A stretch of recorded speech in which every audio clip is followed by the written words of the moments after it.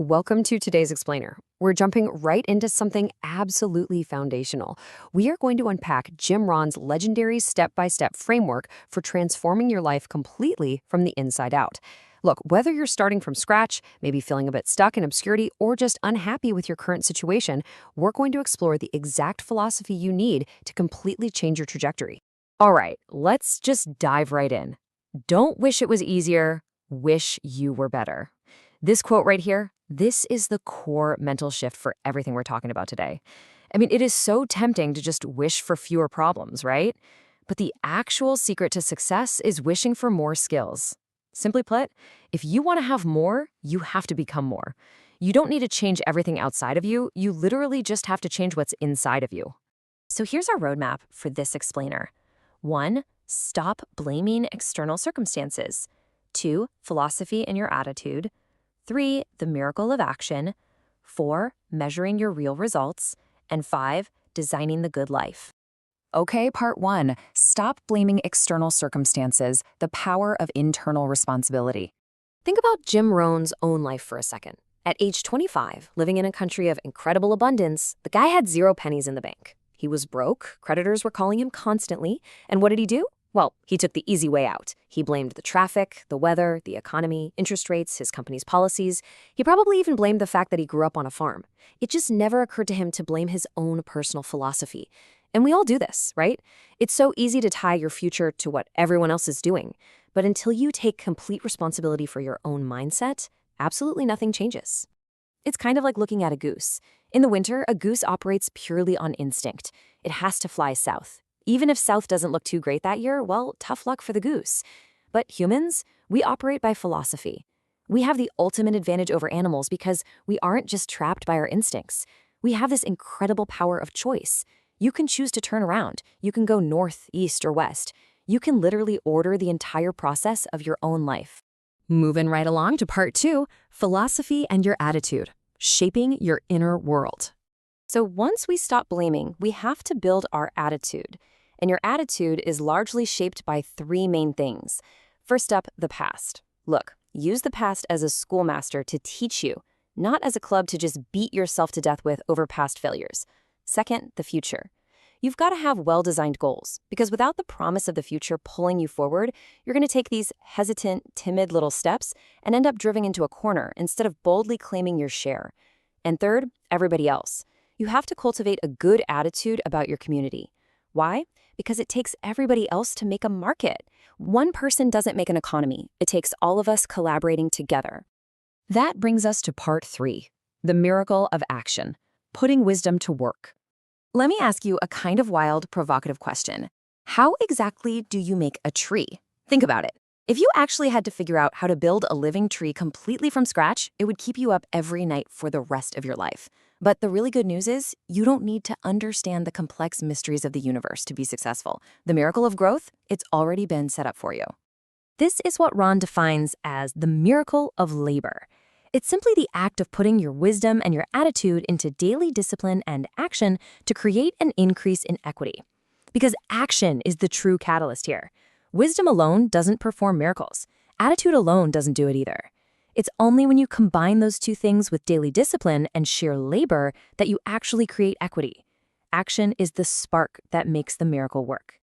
So basically, you just plant the seed. Seriously, rest assured that you only need to take care of your part.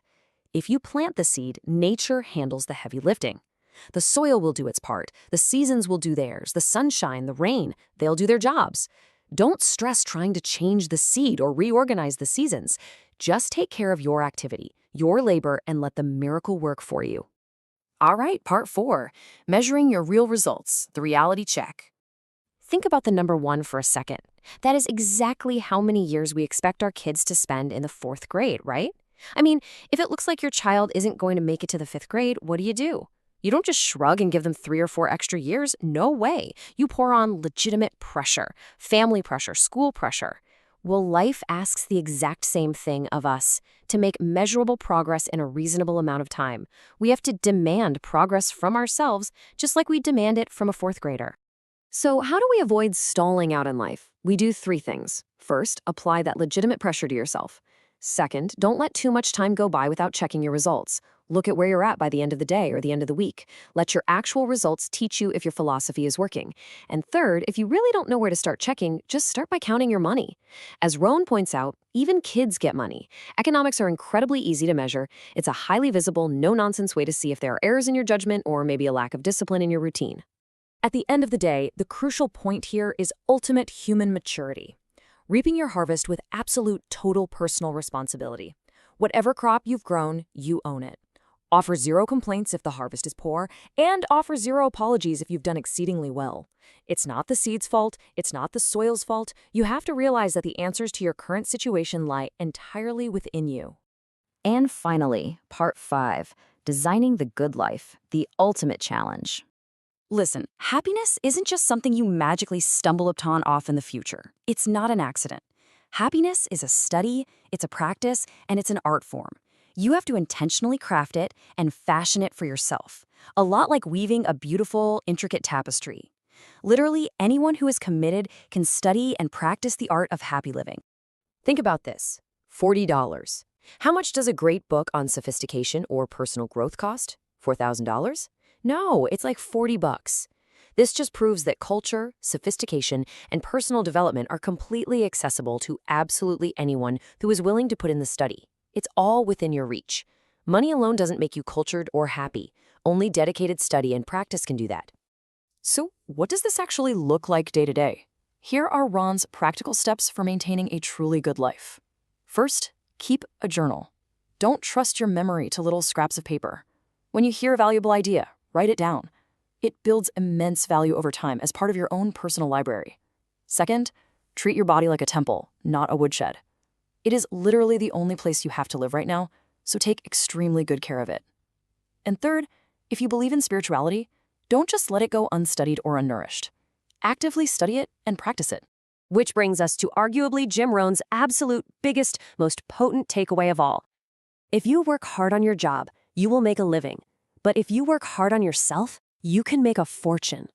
There is a massive, life-altering economic difference between merely showing up to do your job and actively working to become more valuable to the marketplace. Work on your language, your communication skills, your personality.